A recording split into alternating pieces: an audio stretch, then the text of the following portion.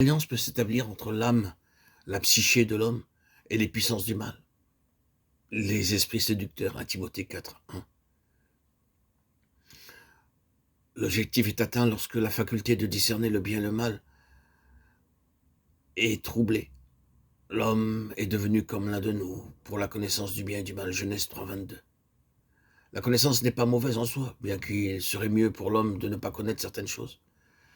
C'est la connaissance en dehors de Dieu qui a fait de l'homme un prisonnier, un esclave et qui lui a coûté cette haute connaissance qui est la vie éternelle.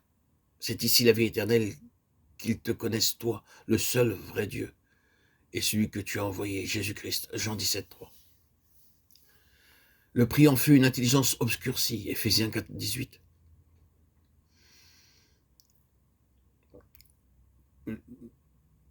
L'apôtre Paul, qui a dit « Dieu trouva bon de révéler son Fils en moi », Galates 1, 15, a aussi souligné le fait que cette révélation dans la pensée du Seigneur devait faire de lui un instrument pour leur ouvrir les yeux, afin qu'il passe des ténèbres à la lumière, de la puissance de Satan à Dieu.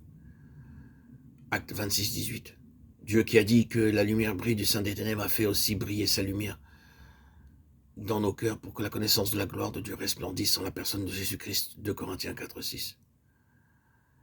Lorsque Dieu en Christ se révèle dans l'homme intérieur, la séduction et la puissance de Satan sont détruites et l'homme est libéré. Satan emploiera tous les moyens concevables pour empêcher cette lumière intérieure. Il aura recours à des assauts directs pour détruire les messagers aussi bien qu'à des substituts subtils de la vérité. Le chrétien qui vit dans sa propre pensée sera toujours préoccupé par une question. Il ne peut vivre sans avoir une question ou un problème. Dès qu'un problème est résolu, il en trouvera un autre. Il tournera ainsi toujours dans un cercle pour revenir au point de départ, sans faire jamais aucun progrès vraiment spirituel. Comme un cheval dans un manège, il est fouetté, poussé, sans connaître jamais un épanouissement de vie et de vision. Ou bien, il harcèlera les autres de ses propres idées et cherchera à soumettre leurs pensées aux siennes. Il pourra même être amené à quelques conclusions très étranges, malsaines et fausses. Il se trouvera pour finir dans cette position occulte, car ce n'est pas autre chose, une séduction où il faudra reconnaître la main de Satan. Cette même expérience sera vraie chez un chrétien qui vit du côté émotif de l'âme. Ce côté demande des expériences, des évidences, des manifestations. C'est en vérité tout le domaine de la vie des sens qui domine ici. Si nous intensifions et projetons suffisamment ce côté de nos émotions, nous pouvons avoir toutes les expériences possibles. Le corps et l'esprit tout entier peuvent être engagés, les cordes vocales, le système nerveux, des contorsions faciales, une rigidité, une seconde vue, des visions, des pouvoirs particuliers, une force prodigieuse, de la gaieté, de l'extase. Toutes ces choses, depuis de simples commencements, peuvent provenir de la vie psychique, de la vie de l'âme tendue et forcée, sous l'effet d'un désir intense. Si cela est vrai dans les deux directions que nous venons de toucher, combien cela est vrai du côté de la volonté.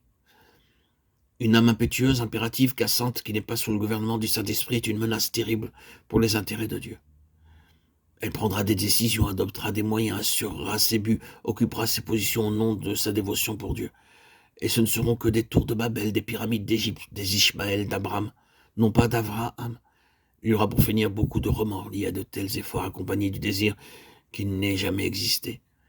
Le résultat en sera quelque chose de faux et beaucoup auront pu être entraînés dans cette tragédie. S'il existe une alliance entre une vie d'âme très forte et un cerveau subtil et perspicace, le danger suprême sera pour cette âme de saisir les significations et les portées profondes de la vérité divine, de sorte qu'elle semblera avoir une révélation. C'est ainsi que, par l'âme, on peut avoir une imitation de la révélation, ce qui n'est en réalité qu'une vue intérieure et naturelle très subtile. En général, lorsque l'âme est forte dans une direction, nous la trouverons forte dans d'autres directions. Et le désir intense de posséder un sens de pouvoir ne sera pas éloigné.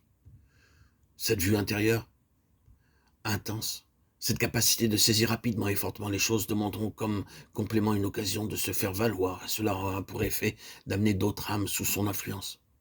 La preuve de la révélation réelle, c'est que le croyant qui la reçoit est manifestement crucifié à tout désir de pouvoir, de position, d'influence. Peut-il accepter qu'on lui résiste, l'assaille, le contrarie, le rejette sans chercher à se justifier ou à se défendre? Un élément d'autorité personnelle ou de justification personnelle détruira le ministère et discréditera la révélation d'un tel croyant. Le danger qu'il y a à vouloir se saisir de la vérité divine pour s'en servir